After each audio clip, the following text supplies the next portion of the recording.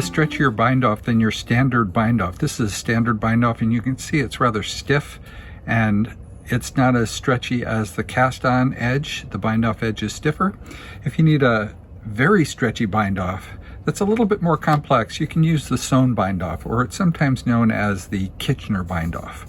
The sewn bind-off requires that you estimate the amount of yarn to sew off your binding so that you don't run out. A lot of people measure it by at least 5 times the width or the length of their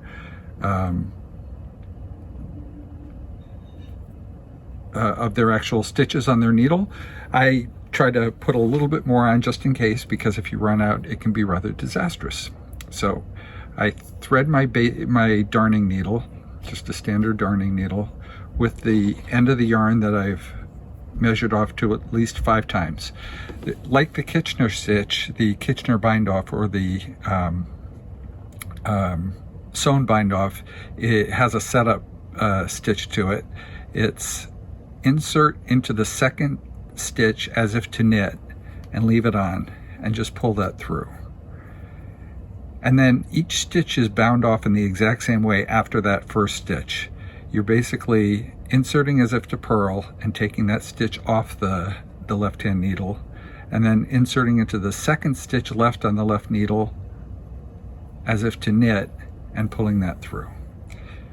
And you'll see that it starts to create this little loop around the stitch before it.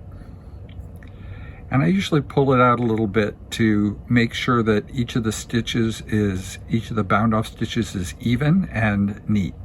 So again, we insert it as if to purl and take the stitch off, and then in the second stitch remaining on the left needle, insert as if to knit and pull it through, leaving it on. And again, stretch that out a little bit so that it's loose and nice and neat. Insert as if to purl, take off, insert as if to knit into the second stitch on the left needle, and pull it through.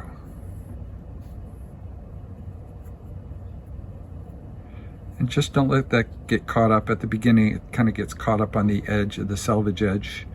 So purl off, knit on into the second stitch.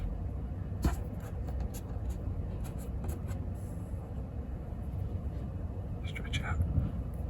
Purl off, knit on, purl off, knit on,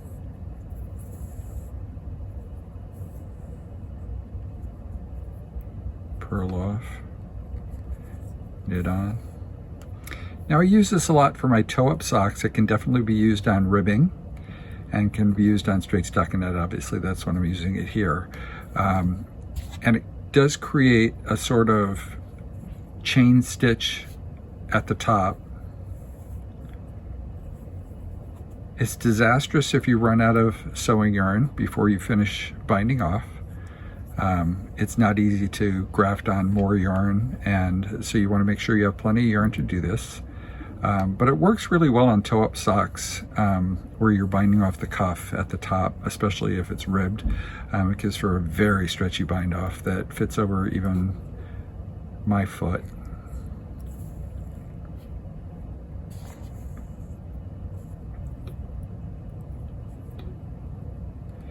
And one of the things you need to be careful, as with any sewing with yarn, it does either add twist or take away twist from the yarn that you're using to sew, depending on how it's plied and or spun.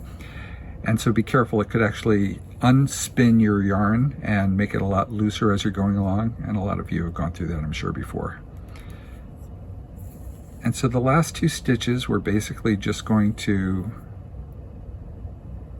purl off together.